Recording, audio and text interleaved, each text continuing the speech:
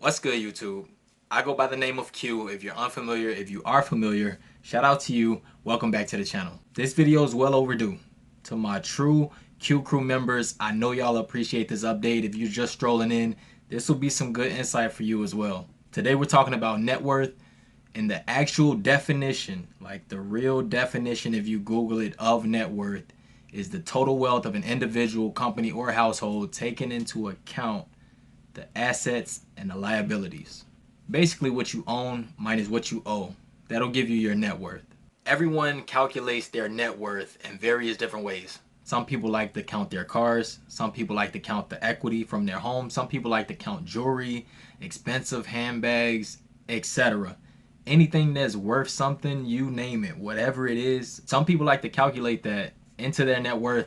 I won't be doing that. For one, I don't own any real estate at the moment, so I don't have any equity. And for two, I just think it gets a little too messy for my liking, and it kind of overinflates things to the point where it's just like, all right, what are we doing? If you calculate your net worth that way, more power to you. I honestly don't think there's a right or wrong way, and this is a very debatable topic.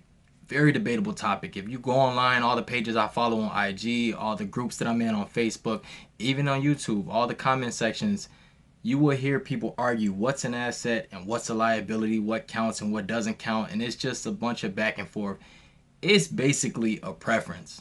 You can count it if you want, right? It's completely up to you. If you know, you know, but I just don't have time for it. You see how messy it can get? So this is how I'm doing mine, and without further ado, let's get into my net worth. Like I said, it's what you own minus what you owe that gives you your net worth. And if you've been following me for some time, then you know that I'm debt free. So I don't owe anybody anything. I'm completely debt free. So let's talk about what I own. We'll start with my 401k. The balance in my 401k is $14,475.66. I have a Roth IRA with Fidelity. The balance in my Roth IRA is $14,081.69. I have an individual brokerage account with Fidelity. The balance in my individual brokerage account is $12,793.37. I have an M1 Finance account, just an individual brokerage account with M1 Finance that I opened just to check it out, just to see the features on it. Link in the description if you want to open an account. If you deposit $5, you get $5 in return. The balance in my M1 Finance account is $220.48. I have an account with Ally that has $3,168 in it. Right now it's commingled with some funds with the wife, so the screenshot that I share, it wouldn't give an honest view. It would give an inflated view, and if I wanted to flex and act like I had more than I do, then I would do that. That wouldn't be honest. So $3,168 is what I have in there. It's part of my emergency fund, and I put it there because, of course, the more money you have in there, the more interest rate they pay you. I just write down what I have, and I write down what we have together in that joint account. $3,168 with Ally. I also have a savings account with TCF that I don't really contribute to, honestly. I got $6.95 in there. The only thing I do with that account is move money back and forth. I may add 5 cents here, or I may put 10 cents here, give or take. Because if you don't do that, then you get a dormant fee. You get a $10 dormant fee for no action, no transactions within that account. And a lot of people don't know that. So if you just have an account that you don't tend to for longer than a year, you'll have to pay a $10 dormant fee, and ain't nobody got time for that. I also have a BMO Harris account that I just opened that I put $100 into. That'll be my primary account in the future, but right now we're just testing the waters to see how that service is. I also have an account with my local credit union that I just have $10 in, so you can add that in there. I also keep $2,200 in cash on hand. It's part of my emergency fund, so I don't have to wait any business days. I don't have to run to the bank. I can just run to my secret stash, get that money if ever I needed it. Last but not least, this guy. This guy was added. So I'll show y'all. This is all the change that I found this year for 2021. Here's the balance. $19.13. $19.13 in change that will eventually be invested into one of my investment accounts. So when you add all those up, that totals out to $47,075.28.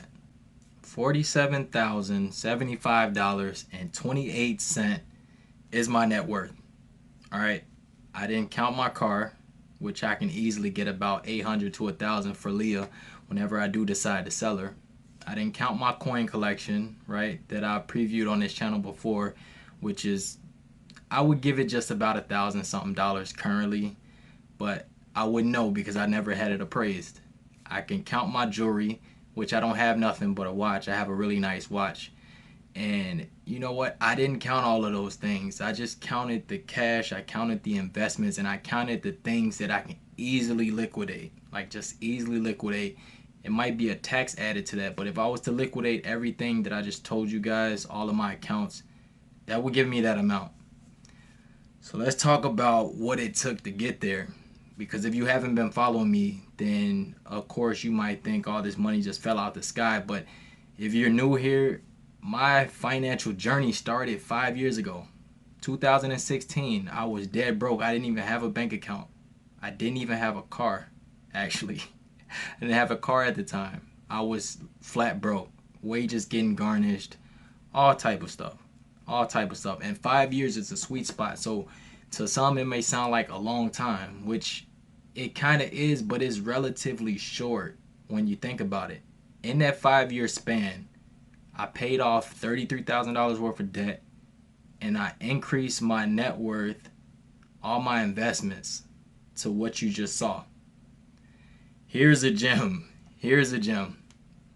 If you're paying off debt, and this is something that I wish I would have done, but I didn't start calculating my net worth until I was debt free.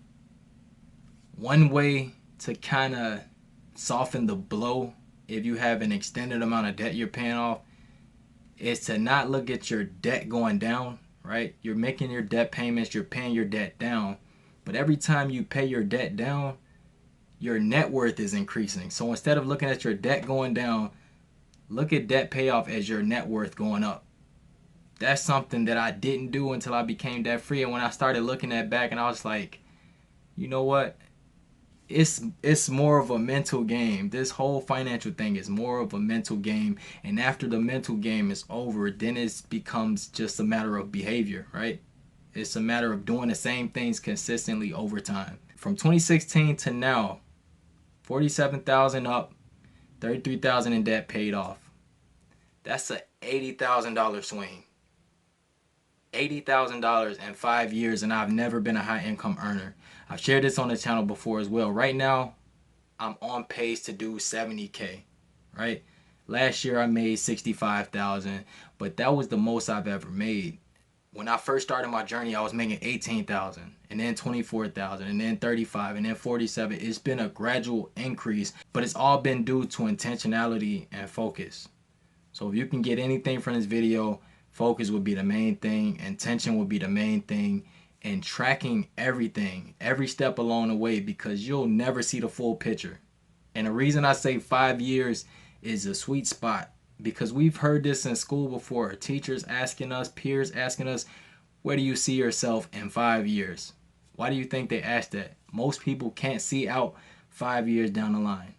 I was most people. I didn't see myself right here, right now, 5 years ago. I promise you I didn't. I just started. I literally just started. I took the first step, and here we are 5 years later. And right now I can actually say I can see myself 5 years from now, especially now with my focus, with my family, with everything that I'm doing. Like, the momentum is just stacking on top of each other, and I'm rolling with it. So like this video if you like it. If you made it this far in the video, let me know in the comments how you calculate your net worth. Subscribe to my channel if you haven't. Also follow me on IG. Q Makes It Happen on IG. Go show your boy some love. I go by the name of Q. And like I always say, if Q can make it happen, you can make it happen. I'll holler at y'all next video. Peace.